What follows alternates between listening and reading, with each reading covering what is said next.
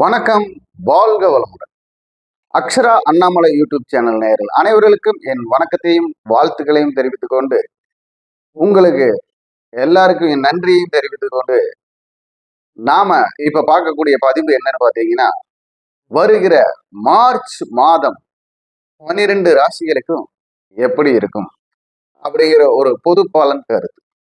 இந்த பொது பலன் கருத்து எப்படி இருக்கும் அப்படிங்கிறது தான் நம்ம பார்க்க போறோம்.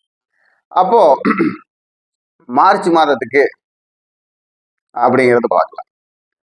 அதற்கு முன்னாடி நான் உங்கள் குரு மணிகண்டன், பாலக்காடு, கேரளா. நாம ஜோதிட வகுப்பெல்லாம் எடுத்து கொடுத்துட்டு இருக்கோம் நேரடியாக தங்கி படிக்கிறதுக்கு. அப்போ அது தேவைங்கிறவங்க கேரளா முறைப்படியும் தமிழ்நாட்டு முறைப்படியும் ரெண்டுமே சொல்லி தரோம். யாரு வேணாலும் தங்கி படிக்கலாம். அது கீழே போற நம்பர்ல கூப்பிட்டீங்கன்னா உங்களுக்கு தகவல் கிடைக்கும். இப்போ நாம இந்த மார்ச் மாதத்துக்கு அதே மாதிரி மிதுன ராசிக்கு பாத்தீங்கன்னா ஏதாவது ஒரு இப்போ ஆரோக்கியத்துல கவனம் தேவையா இருக்கணும். ஏன்னா 9ஆம் இடத்துல போயிருக்காங்க. அந்த 9ஆம் இடங்கிறது மிதுன ராசிக்கு பாத்தீங்கன்னா சனி பகவானுடைய வீடு. அந்த சனி பகவான் உங்களுக்கு 10ஆம் இடத்துல போய் இருக்கிறதுனால ஏதாவது ஒரு கெட்ட காரியங்கள் வீட்டில் நடக்கக்கூடிய சூழ்நிலை எல்லாம் வரும். இல்லைன்னா அந்த கெட்ட காரியங்களில் போய் பங்கெடுக்க வேண்டிய சூழ்நிலை வரும். நீங்க பங்கெடுத்தீங்கனாலும் அந்த தோஷம் தீர்ந்தது. அதே மாதிரி உங்களுக்கு தேவைப்பட்டவர்கள் யாராவது உங்ககிட்ட உதவியில் கேட்டு அதுல ஏமாறக்கூடிய ஒரு சூழ்நிலை வரும். தந்தை வர்க்கத்தாராலோ இல்ல தாய் வர்க்கத்தாராலோ ஒரு இழப்புகள் வரக்கூடிய சூழ்நிலை இருக்கு. அதையும் நம்ம ஜாக்கிரதையா பார்த்துக்கணும். அதே மாதிரி உங்களுடைய இப்போ வழிபாடு அப்படின்னு பாத்தீங்கன்னா கன்னி தெய்வ வழிபாடு உங்களுக்கு சிறப்பை தரும். அதே மாதிரி பெண் தெய்வ வழிபாடு, எந்த பெண் தெய்வ வழிபாடு வேணாலும் செய்யலாம், அது உங்களுக்கு வெற்றியை தரும். அதே மாதிரி கோவில் கும்பாபிஷேகத்துல கலந்துக்கிறது, கோவில் உழவார பணியில கலந்துக்கிறது, இது எல்லாமே உங்களுக்கு வெற்றியை தரும். அதே போல இப்போ வண்டி வாகனம் எல்லாம் உங்களுக்கு புனரமைக்கக்கூடிய ஒரு சூழ்நிலை வரும். அதாவது சர்வீஸ் பண்றது, இல்லை புதிய வண்டி வாங்குறது, வண்டிக்கு இன்ஜின் வேலை பார்க்கறது, இந்த மாதிரி ஒரு அமைப்பு, 4 வண்டி வாங்கக்கூடிய 4 சக்கர வண்டி வாங்கக்கூடிய அமைப்பு, இந்த மாதிரி சூழ்நிலையெல்லாம் நீங்க ஐடியா பண்ணி வச்சிருக்கிறது உங்க புத்திசாலித்தனத்துக்கு தகுந்த மாதிரி ஒவ்வொரு செயல்பாடும் நடக்கும். இப்ப பாத்தீங்கன்னா ஒரு திடீர் யோகா அமைப்பு வரக்கூடிய மாதமாக இருக்கிறது. பரீட்சையில எல்லாம் கவர்மெண்ட் பரீட்சை எழுதுனா பாஸ் ஆகக்கூடிய அமைப்பெல்லாம் இருக்கு. நிறைய நல்லதுக்கு உண்டான மாதங்களாக இந்த மாதம் இருக்கிறது. அப்போ இந்த மாதத்துல ஏதாவது ஒரு முயற்சி நீங்க பண்ணி அதுக்கு உண்டான செயல்பாடு வெற்றி பெறணும் அப்படிங்கிறதுக்கு தான் இந்த பரிகாரம் நம்ம சொல்றது. அப்போ நீங்க பாத்தீங்கன்னா தானியங்கள் நவதானியங்கள் நவதானியங்கள் ஊற போட்டு அந்த நவதானியங்களை பறவைகளுக்கு உணவா கொடுக்கலாம், பறவைகளுக்கு கொடுக்கலாம். அப்போ உங்களுடைய மனசு அந்த பறவைகளுக்கு போல் சுதந்திரமாக சுற்றி திருக்கக்கூடிய ஒரு சக்தி கிடைக்கும் அப்படின்னு சொல்லலாம். உங்க ஒரு வெற்றிக்கு ஒரு உறுதுணையா இருக்குன்னு சொல்லலாம். அதாவது வாய்ப்புகளுக்காக காத்திருக்கிறீங்கல்ல, இந்த நவதானிய பரிகாரம், நவதானியங்களை ஊற வச்சு பறவைகளுக்கு கொடுக்கறது சிறப்பாக இருக்கும். அதாவது பல பறவைகளுக்கு கொடுக்கலாம், கோழி, புறா, அதே மாதிரி குருவிகள் அப்படின்னு நம்ம கொடுக்கலாம். அதெல்லாம் உங்களுக்கு சிறப்பை தரும், வெற்றியை தரும். உங்க வெற்றி உங்களுக்கு உங்க கையிலேயே இருக்கிற ஒரு உரிமையான தோணல் உங்களுக்கு எப்பவுமே இருக்கும். அதுக்கு தகுந்த நல்லதெல்லாம் நடக்கும். வணக்கம், வாழ்க வளமுடன். அக்ஷரா அண்ணாமலை யூடியூப் சேனல் நேயர்கள் அனைவர்களுக்கும் என் வணக்கமும் என் நன்றியும் தெரிவித்துக் கொண்டு, வாழ்த்துக்களையும் தெரிவித்துக் கொண்டு, நாம இப்ப பார்க்க போறது என்னன்னு பாத்தீங்கன்னா மார்ச் மாதம் மிதுன ராசிக்கு எப்படி இருக்குன்னு தான் பார்க்க போறோம். இந்த மார்ச் மாதம் மிதுன ராசிக்கு எப்படி இருக்குன்னு நம்ம பார்க்கறதுக்கு முன்னாடி நான் உங்கள் குரு மணிகண்டன், கேரளா, பாலக்காடு ஜோதிடர். நம்ம தமிழ்நாட்டு முறைப்படியும் கேரளா முறைப்படியும் ஜாதகம் பார்க்கிறோம். எந்த ஒரு ஜாதகமும் ஜெயிக்க பிறந்த ஜாதகமே. அந்த ஜாதகத்தில் அந்த வெற்றி எங்கே ஒளிந்திருக்கிறது என்பது சூட்சமம். அதை கண்டுபிடிப்பதுதான் ஒரு ஜாதகருடைய வலிமை. அதாவது ஒரு ஜோதிடர் ஒரு ஜாதகருக்கு அந்த வலிமையை கண்டுபிடித்து சொல்லணும், அதை செயல்படுத்தணுங்கிறதா. அப்போ உங்களுடைய ஜாதக பிரகாரம் எந்தெந்த செயல்கள் எப்படி எப்படி இருக்குங்கிறத நீங்க கண்டிப்பாலுமே ஒன்று அலாசி ஆராய்ஞ்சு பார்த்துக்கலாம். இப்போ நாம பார்க்க போறது மிதுனம் ராசிக்கு மார்ச் மாதம்.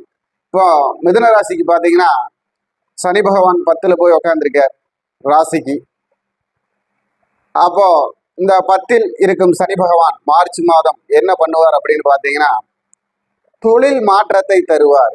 தொழிலில் ஏதாவது ஒரு வெற்றியை செய்யக்கூடிய ஒரு தீர்மானத்தை கொடுப்பார். ஒரு நல்ல உறவுகளை வலுப்படுத்தி கொடுப்பார். அதே மாதிரி ஜீவனஸ்தானம் சொல்லக்கூடிய ஜீவனம் அப்படின்னு சொல்லக்கூடிய அமைப்புக்கு உங்கள் வாழ்வாதாரத்தையோ பொருளாதாரத்தையும் உயர்த்துவதற்கான ஏதாவது ஒரு உறுதுணையை ஏற்படுத்துவார்.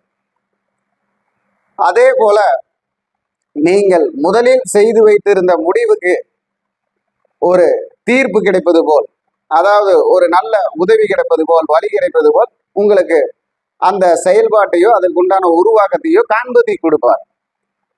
அதன் பிரகாரம் நீங்க நடந்தீங்கன்னா உங்களுக்கு வெற்றி வரும். அப்போ இந்த மிதுன ராசியோடைய அமைப்புல பாத்தீங்கன்னா, சனி பகவான் பொதுவா தொழிலில், அதாவது என்ன சொல்லுவாங்க ஒரு பழமொழி, 10ல் ஒரு பாவ கிரகமாவது இருக்கணும் அப்படிம்பாங்க. ஏன்னா 10ல் ஒரு கிரகம் இருந்தா தான் ஏதாவது ஒரு தொழில் நம்ம பண்ணிக்கிட்டே இருக்க முடியும். ஒரு தொழில் ஒரு சிறப்பு இருக்கு. அப்போ அவரு 10ஆம் இடத்தில் இருந்து உங்களுக்கு 4ஆம் இடத்தை பார்க்கிறார். அப்போ உங்களுடைய சுகம் அப்படின்னு சொல்லக்கூடிய இடத்தை அப்போ ஒரு வீடு மாற்ற முடிவு, இடமாற்ற முடிவு, இடம் வாங்குதல், இல்ல வீட்டை பராமரிக்கிறது, அதே மாதிரி ஆரோக்கியம் சம்பந்தப்பட்ட விஷயங்களுக்கு போயிட்டு ஏதாவது ஒரு உதவி கேட்பது, இல்லை நல்ல மருத்துவரை அணுகுவது, வீட்டுல பாத்தீங்கன்னா வயதானவர்களை பேணி காத்தல், அவர்களுக்கு உண்டான சில விஷயங்கள், அதே மாதிரி 4ஆம் இடம் சொத்து சுகங்கிறதுனால அதனால் ஏற்பட்ட பிரச்சனைகளுக்கு ஒரு தீர்வு வரக்கூடிய வழிவகைகள் எல்லாம் செய்யக்கூடிய அமைப்புல தான் அவர் போய் உட்கார்ந்துருக்கார். அதுக்கு உண்டான நல்ல பலன் உங்களுக்கு செயல்படும். அது எப்படின்னு பாத்தீங்கன்னா, உங்க சுய ஜாதகத்திலும் அந்த சனி பகவான் சிறப்பானவராக இருக்க வேண்டும். அந்த சனி பகவான் இப்ப கோச்சாரத்துல மாறி இருக்கிற சனி பகவானுக்கும் ஒரு முட்டு இல்லாம இருக்கணும். அப்போ உங்க சுய ஜாதக ரீதியா கிரகங்கள் பலமா இருந்தது, தசாபுத்தி பலமா இருந்ததுன்னா உங்களுக்கு இன்னும் நல்ல சுகமான பலன்கள் வரும். ஆனா உங்க ராசிக்கு பாத்தீங்கன்னா, மிதுன ராசிக்கு, அதாவது மிதுன ராசிக்கு 3ஆம் அதிபதி, 4ஆம் அதிபதி, 5ஆம் அதிபதி, 6ஆம் அதிபதி, 4, அதாவது 3, 4, 5, 6 இவங்க எல்லாமே போய் 9ஆம் வீட்டுல உட்காந்துருக்காங்க பாக்கியஸ்தானத்துல. அப்போ உங்களுக்கு ஏதாவது ஒரு வெளிநாடு போறவங்களுக்கு அந்த முயற்சி வெற்றி அடையணும். அதே மாதிரி உள்ளூர்ல இருந்து வெளியூர் செல்வதற்கு, வெளியூர் சென்று தொழில் பண்றவங்க, மார்க்கெட்டிங் பண்றவங்க, மெடிக்கல்ல இருக்கக்கூடியவங்க, மெடிக்கல் ஷாப்ல இருக்கிறவங்க, அதே மாதிரி மருத்துவத்துறையில் இருக்கிறவங்க, அதே மாதிரி அரசியல், அரசாங்கம், சினிமா துறை, இந்த மாதிரி யூடியூப்பு, டிவி துறை, இந்த மாதிரி எல்லாம் ஒவ்வொரு விஷயத்திலையும் ஒவ்வொருத்தருக்குமே ஒவ்வொரு முன்னேற்றம், அவரவருக்கு தகுந்த ஒரு முன்னேற்றம் வரக்கூடிய வாய்ப்போ, காத்திருக்கக்கூடிய வாய்ப்போ கண்டிப்பாலும் மிதுன ராசிக்கு நடக்கணும். இந்த நல்லதெல்லாம் அப்படி நடக்கல, ஏதாவது ஒரு பாதிப்பு வருது அப்படின்னா அவங்க சுய ஜாதகத்துல பிரச்சனை இருக்குன்னு அர்த்தம். ஏன்னா நம்ம பொது பலன் சொல்றது ஒரு 50 லட்சம் 60 லட்சம் பேருக்கு சொல்றோம். ஒரு ராசியில குறைஞ்சபட்சம் அவ்வளவு பேர் இருப்பாங்கன்னு வச்சுக்கீங்களேன். அப்போ அந்த இப்போ மாறி இருக்கிற கிரகங்கள், பாக்கியத்துல போய் இருக்கக்கூடிய கிரகங்கள் தந்தை வழியில் ஏதாவது ஒரு ஆதாயத்தை ஏற்படுத்தி தரணும். தந்தை வழி ஆதாயம் கண்டிப்பாக கிடைக்கணும்னு சொல்லுது.